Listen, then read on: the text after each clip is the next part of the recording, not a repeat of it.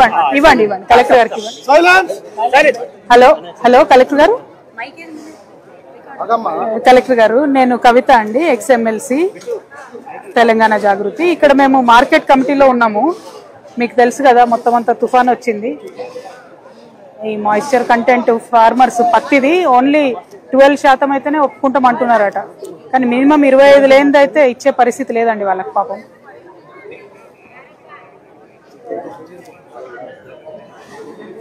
కరెక్టే, కొంచెం మీరు పుష్ చేయాలి కదండి. అంటే ఇక్కడ సిచ్యువేషన్ మీరు చెప్పాలి కదా.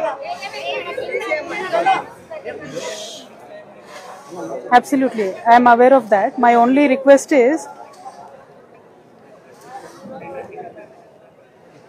okay,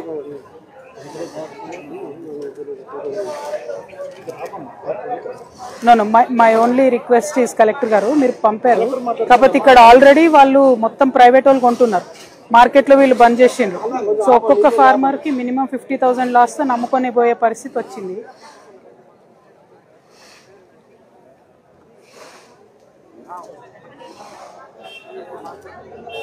అదే డ్రై చేసినా కూడా మళ్ళీ నైట్ అంతా ఉండాలి కదండి, 2-3 రోజులు ఉండాలి. మాయిశ్చర్ కంటెంట్ ఎగ్జామ్షన్ మీరు ఇవ్వలేరా కలెక్టర్ గారు, ఏడీ గారితో మాట్లాడి?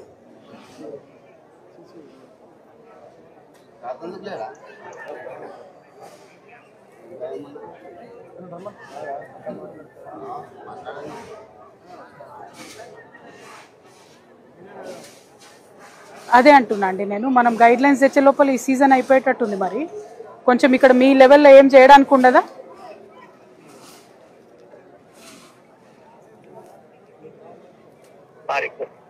నన్ను మాట్లాడమంటారా మినిస్ట్రీ ఆఫ్ టెక్స్టైల్స్ తో? మీరు రికమెండేషన్ పంపించారా?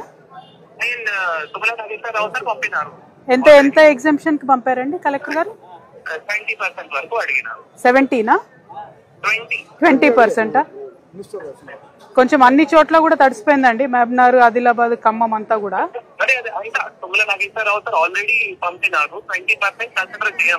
మరి ఇవాళ కొంచెం మార్కెట్ షట్ డౌన్ చేస్తారా అట్లీస్ట్ వాళ్ళ నుంచి మీకు రిజల్ట్ వచ్చేంత వరకు?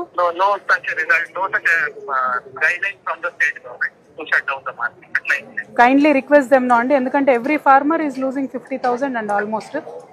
ఒక్కసారి స్టేట్ గవర్నమెంట్ అడుగుతారా మరి?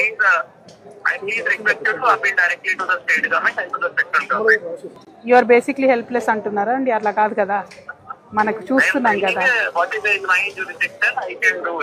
Okay,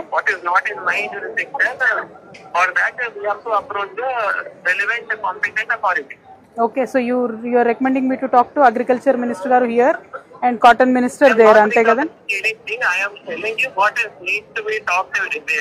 Okay. I'm not recommending anything. It's not in my jurisdiction actually to recommend to talk to central government or the state government. I am telling ఏవైతే మాయిశ్చర్ లిమిట్స్ ఉన్నాయో అది జిల్లా level decide చేయడం లేదు.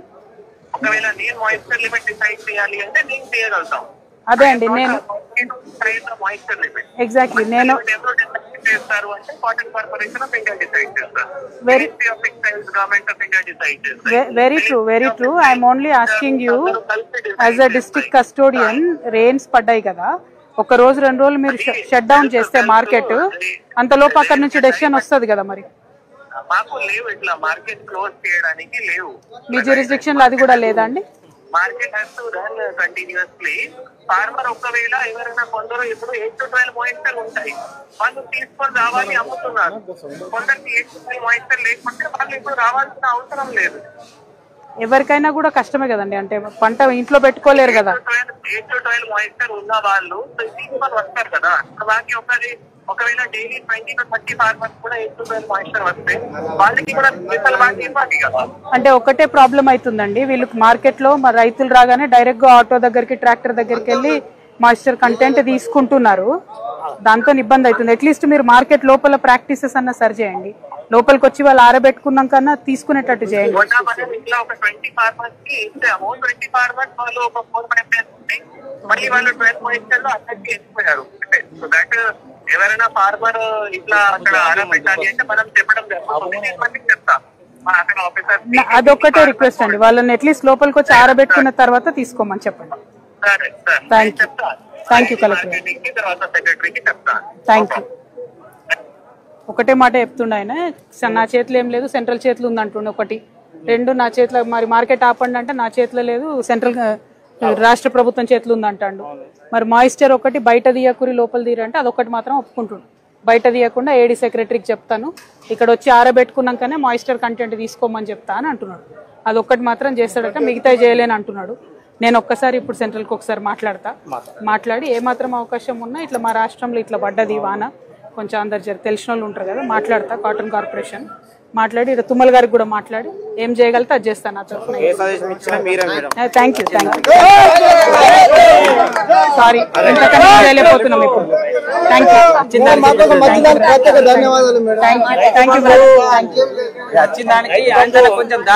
అదే దొరుకుతుంది బరాబర్ దొరుకుతుంది.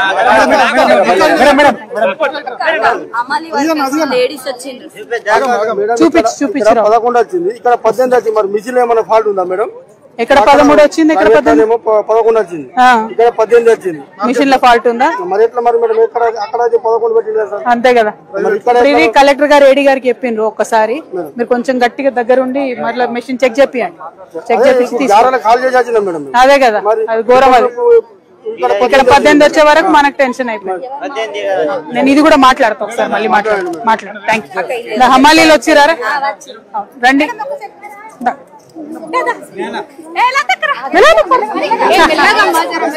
పడేవా ఇంత మెల్ల మెల్ల పడేరా ఇంత.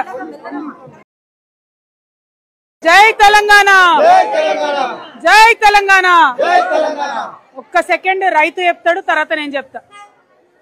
ఈరోజు ఆదిలాబాద్ మార్కెట్ లో ఫస్ట్ పత్తి కొనుగోలు ప్రారంభించినారు. అప్పుడు ఎకరాకి 13 కుంటాలు తీసుకున్నారు. ఈ రోజు పొద్దున్న నుంచి ఎకరాకి 7 కుంటాలు అంటుండ్రు. ఈ రైతు ఎలా అమ్ముకోగలుగుతాడు? 12 కుంటాలు అన్నారు, ఇప్పుడేమో 7 కుంటాలు అంటున్నారు. రైతు అమ్ముకోలేడు. పైననేమో వర్షం పడుతుంది, మార్కెట్లకు వస్తేనేమో అధికారులు 12 కన్నా ఒక్క పాయింట్ ఎక్కువ వచ్చినా మేము పత్తి కొనుగోలు చేయమని కరాఖండిగా చెప్తున్నారు.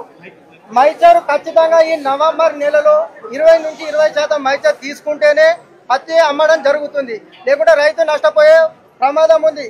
ఈ రోజు 12 తర్వాత మైచర్ ఖర్చు సీసీ వాళ్ళు తీసుకోకపోతే రైతులు ప్రైవేట్ వాళ్ళకి అమ్మడం వల్ల ఒక్కొక్క వెహికల్ కు రైతు సగటుగా 50,000 రూపాయలు నష్టపోతున్నాడు. రైతుకు 6 కాలం కష్టపడితే 20 నుంచి 30,000 రూపాయలు మిగిలిన దుస్థితి.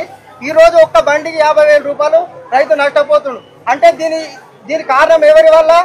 రాష్ట్రంలో సీఎం వల్ల, దేశంలో మోడీ వల్ల.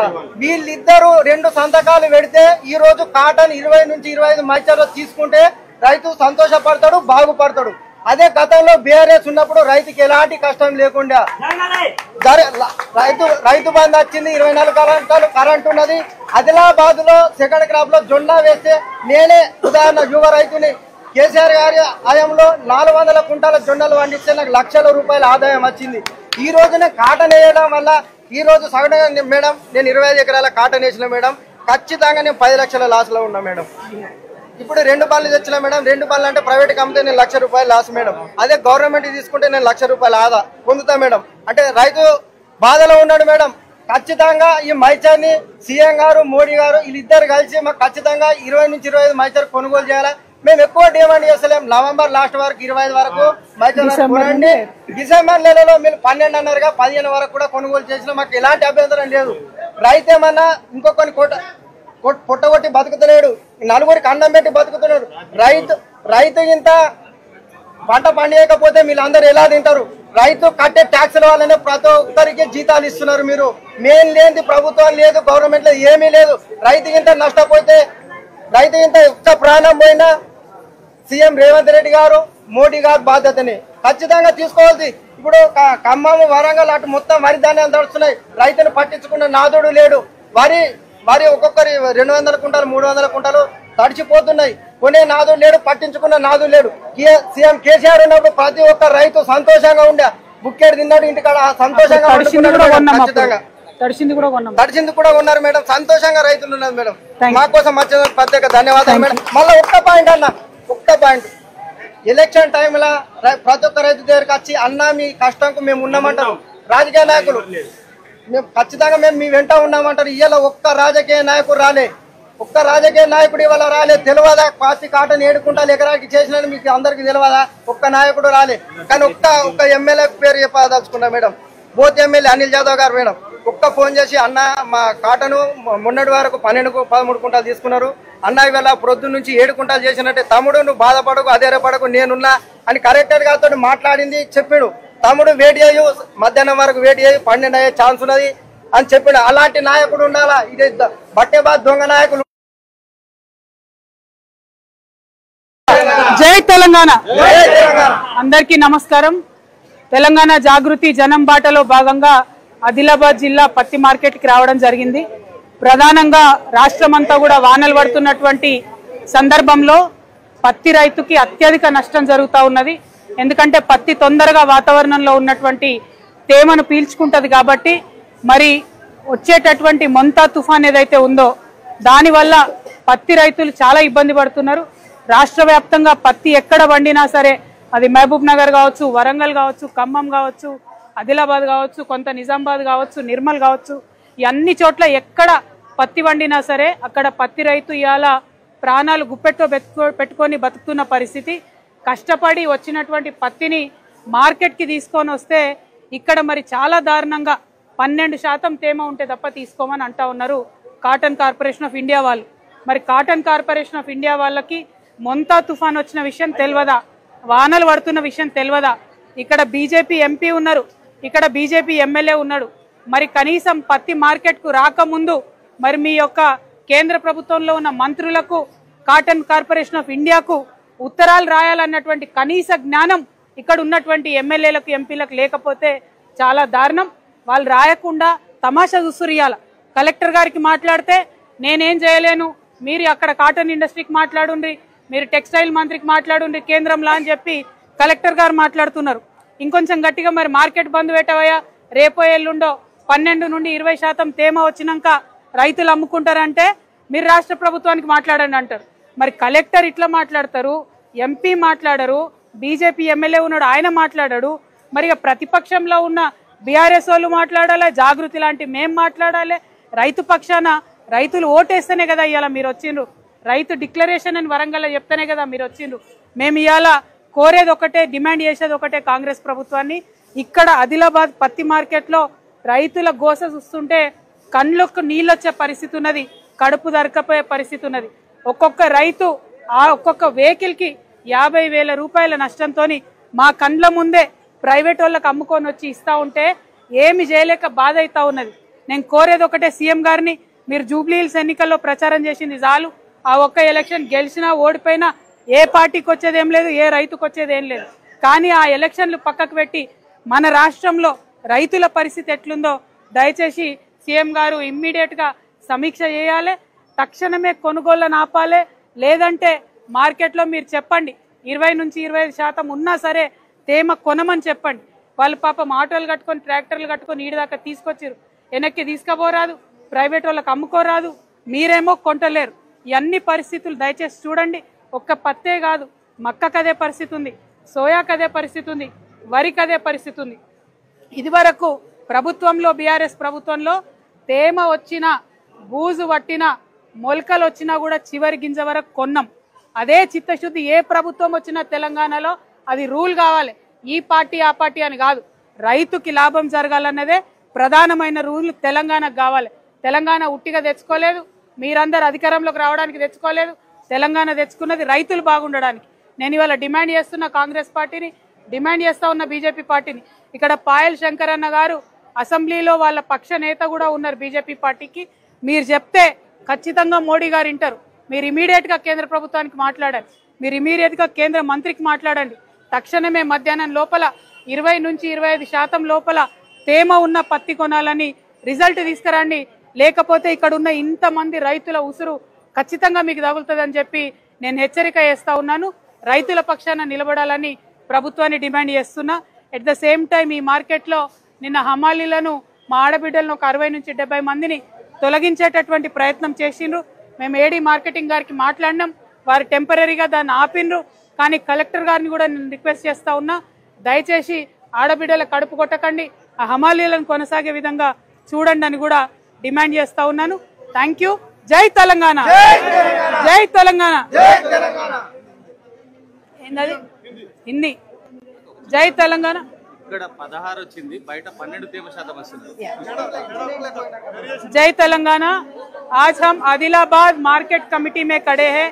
यहाँ पे जो कॉटन फार्मर आया है वो यहाँ कॉटन लेके आया है. आने के बाद इमीडिएटली रूल बदल दिए गए. जो 12 क्विंटल एक एकड़ का खरीदते थे उसको कम करके 7 क्विंटल कर दिया गया है. और जो मॉइस्चर कंटेंट 20 से 25 से पास खरीदना है, क्योंकि यहाँ तूफान आ चुका है. ये हालात देखते हुए भी यहाँ की सरकार, ना तो सेंट्रल गवर्नमेंट ना तो स्टेट गवर्नमेंट, रैयत की जो दिक्कत है उसको पहचान नहीं रही है. तो हम ये डिमांड करते हैं, आप मॉइस्चर कंटेंट बढ़ा के इमीडिएटली कॉटन को खरीदारी करो.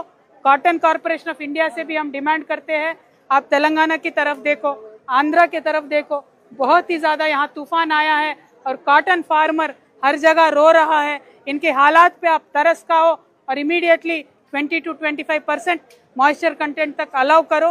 ये हमारी केंद्र सरकार से डिमांड है. Thank you. జై తెలంగాణ. ఆంధ్రాలో పవన్ కళ్యాణ్ గారు, చంద్రబాబు నాయుడు గారు తుఫాను వల్ల రైతులు నష్టపోతే పొలాలలో పోయి చూస్తున్నారు మేడం. మన సీఎం, ఎమ్మెల్యేలు జూబ్లీ హిల్స్ ఎన్నికల ప్రచారంలో ఉన్నారు మేడం. అంతే కదా, జూబ్లీ హిల్స్ సినిమా ఇండస్ట్రీలో ప్రచారంలో నడాయన. అక్కడ ప్రచారం చేస్తారు. తప్ప ఇంకోటి ఏం చేస్తారు? రైతు రిటర్న్ గంగలో అదే కదా, ఓట్లు అయిపోయినాయి కదా. ఓట్లు అయిపోయినాయి. జూబ్లీ హిల్స్ లో రైతులు లేరు కదా మరి. ఆయన బాధ